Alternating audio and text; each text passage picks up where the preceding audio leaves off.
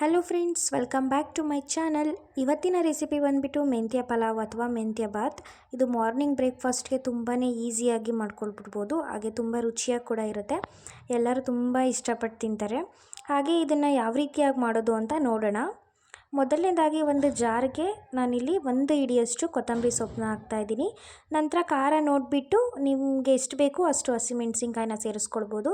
ಒಂದು 7ರಿಂದ 8 ಎಸಳು ಬೆಳ್ಳುಳ್ಳಿ, 1 ಇಂಚಿನಷ್ಟು ಶುಂಠಿ ಮತ್ತು ಕಾಯಿ ಪೀಸಸ್ನ ಹಾಕೋತಾ ಇದ್ದೀನಿ, ಸ್ವಲ್ಪ ಅಷ್ಟೇ. ಜಾಸ್ತಿ ತೆಂಗಿನಕಾಯಿನ ಯೂಸ್ ಮಾಡಬೇಡಿ, ಟೇಸ್ಟು ಚೆನ್ನಾಗಿ ಬರಲ್ಲ. ನಂತರ 1 ಇಂಚಿನಷ್ಟು ಚಕ್ಕೆ, 1/4 ಟೀ ಸ್ಪೂನಷ್ಟು ಮೆಣಸು, 2 ಲವಂಗ ಹಾಕ್ಕೊಳ್ತಾ ಇದ್ದೀನಿ. ನಂತರ 1/4 ಟೀ ಸ್ಪೂನಷ್ಟು ಸೋಂಪು ಕಾಳನ್ನ ಹಾಕೋದ್ರಿಂದ ಟೇಸ್ಟು ಫ್ಲೇವರ್ ತುಂಬಾ ಚೆನ್ನಾಗಿ ಬರುತ್ತೆ. ಗ್ರೈಂಡ್ ಮಾಡ್ಕೊಳ್ಳೋದಕ್ಕೆ ಎಷ್ಟು ನೀರು ಬೇಕು ಅಷ್ಟು ನೀರನ್ನ ಸೇರಿಸ್ಬಿಟ್ಟು ಈ ರೀತಿಯಾಗಿ ಫೈನಾಗಿ ಗ್ರೈಂಡ್ ಮಾಡಿ ಇಟ್ಕೊಳ್ಬೇಕು. ನಂತರ ಒಂದು ಕುಕ್ಕರ್ಗೆ 3ರಿಂದ 4 ಟೇಬಲ್ ಸ್ಪೂನಷ್ಟು ಆಯಿಲ್ ಹಾಕಿ, ಆಯಿಲ್ ಬಿಸಿ ಆದ ನಂತರ 1 ಈರುಳ್ಳಿ, ನಂತರ 2 ಸ್ಟಾರು, 2 ಮರಾಠಿ, ಸ್ವಲ್ಪ ಕಸೂರಿ ಮೆಂತಿ, ನಂತರ 1-2 ಪಲಾವ್ ಎಲೆನ ಸೇರಿಸ್ತಾ ಇದ್ದೀನಿ. ಈರುಳ್ಳಿ ಲೈಟ್ ಟ್ರಾನ್ಸ್ಪರೆಂಟ್ ಬರೋವರೆಗೂ ಕೂಡ ಫ್ರೈ ಮಾಡ್ಕೊಳ್ಬೇಕು. ಕಸೂರಿ ಮೆಂತಿ ಹಾಕೋದ್ರಿಂದ ಟೇಸ್ಟ್ ಚೆನ್ನಾಗಿ ಬರುತ್ತೆ, ಇಲ್ಲಾಂದರೆ ನೀವು ಸ್ಕಿಪ್ ಮಾಡ್ಕೊಳ್ಬೋದು. ನಂತರ ಈರುಳ್ಳಿ ಕೂಡ ಇವಾಗ ಲೈಟಾಗಿ ಟ್ರಾನ್ಸ್ಪರೆಂಟ್ ಬಂದಿದೆ. ನಂತರ ಇದಕ್ಕೆ ನೆನೆಸ್ಕೊಂಡು ಇಟ್ಟಿರೋಂತಹ ಬಟಾಣಿ, 1 ಟೊಮೊಟೊ, ಹಾಗೆಯೇ ಮೆಂತ್ಯ ಸೊಪ್ಪನ್ನು ಸೇರಿಸ್ತಾ ಇದ್ದೀನಿ. ಚೆನ್ನಾಗಿ ತೊಳೆದು ಹಾಕ್ಕೊಳ್ಬೇಕು. ನಂತರ ಇವಾಗ ಒಂದು ಸ್ವಲ್ಪ ಇದು ಟೊಮೊಟೊ ಮತ್ತು ಸೊಪ್ಪು ಸಾಫ್ಟ್ ಆಗಲಿಕ್ಕೆ ಸ್ವಲ್ಪ ಉಪ್ಪನ್ನು ಸೇರಿಸ್ತಾ ಇದ್ದೀನಿ. ಸೊಪ್ಪುದು ಹಸಿ ಸ್ಮೆಲ್ ಹೋಗೋವರೆಗೂ ಕೂಡ ಫ್ರೈ ಮಾಡ್ಕೊಳ್ಬೇಕು.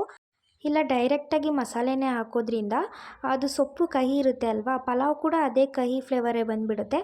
ಹಾಗಾಗಿ ಇವಾಗ ಟೊಮೊಟೊ ಕೂಡ ಸಾಫ್ಟ್ ಆಗಿದೆ, ಸೊಪ್ಪು ಕೂಡ ಹಸಿ ಸ್ಮೆಲ್ ಹೋಗಿದೆ. ಇವಾಗ ಇದಕ್ಕೆ ಗ್ರೈಂಡ್ ಮಾಡಿ ಇಟ್ಕೊಂಡಿದ್ವಲ್ಲ ಆ ಮಸಾಲೆನ ಸೇರಿಸ್ತಾ ಇದ್ದೀನಿ. ಮಸಾಲೆ ಫ್ಲೇವರ್ ಅಂತೂ ತುಂಬಾ ಚೆನ್ನಾಗಿ ಬರ್ತಿದೆ, ಆ ಫ್ರೇಗ್ರೆನ್ಸು ತುಂಬಾ ಚೆನ್ನಾಗಿ ಬರುತ್ತೆ. ಬಟ್ ನೀವು ಕಾಯಿನ ಸ್ವಲ್ಪ ಜಾಸ್ತಿ ಯೂಸ್ ಮಾಡಬಾರ್ದು, ತೆಂಗಿನಕಾಯಿ ತುರಿನ ಸ್ವಲ್ಪನೇ ಹಾಕ್ಕೊಂಡ್ರೆ ಟೇಸ್ಟು ಚೆನ್ನಾಗಿ ಬರುತ್ತೆ.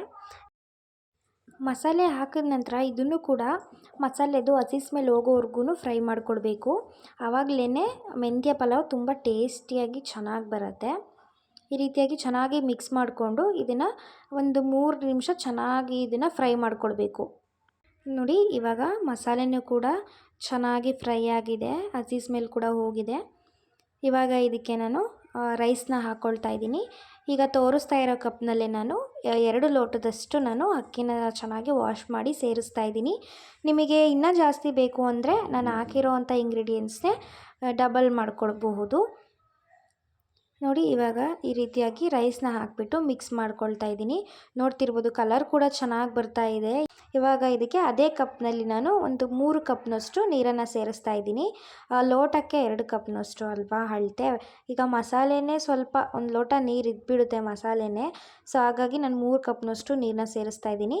ಹಾಗೆ ರುಚಿಗೆ ತಕ್ಕಷ್ಟು ಉಪ್ಪನ್ನ ಸೇರಿಸಿ ಡೈರೆಕ್ಟಾಗಿ ಲಿಡ್ನ ಕ್ಲೋಸ್ ಮಾಡಬಾರ್ದು, ಒಂದು ಕುದಿ ಬರೋವರೆಗೂ ಬಿಡಬೇಕು. ಹೀಗೆ ಮಾಡೋದ್ರಿಂದ ಮಸಾಲೆ ಎಲ್ಲೂ ಮೇಲೆ ಕೂತಿರೋದಿಲ್ಲ. ನೋಡಿ, ಈ ರೀತಿಯಾಗಿ ಕುದಿಬೇಕು. ಆವಾಗ ನಾವು ಲಿಡ್ನ ಕ್ಲೋಸ್ ಮಾಡಿದ್ರೆ ಮಸಾಲೆ ಎಲ್ಲ ನೀಟಾಗಿ ಮಿಕ್ಸ್ ಆಗಿರುತ್ತೆ.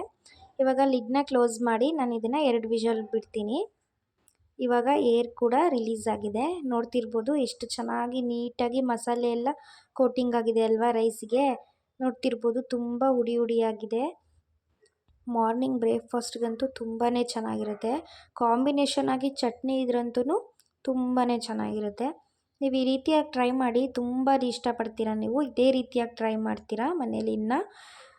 ಓಕೆ ಫ್ರೆಂಡ್ಸ್, ಈ ರೆಸಿಪಿ ನಿಮ್ಗೆ ಇಷ್ಟ ಆಗಿದರೆ ಈ ವಿಡಿಯೋನ ನಿಮ್ಮ ಫ್ಯಾಮಿಲಿ ಫ್ರೆಂಡ್ಸ್ ಎಲ್ರಿಗೂ ಶೇರ್ ಮಾಡಿ.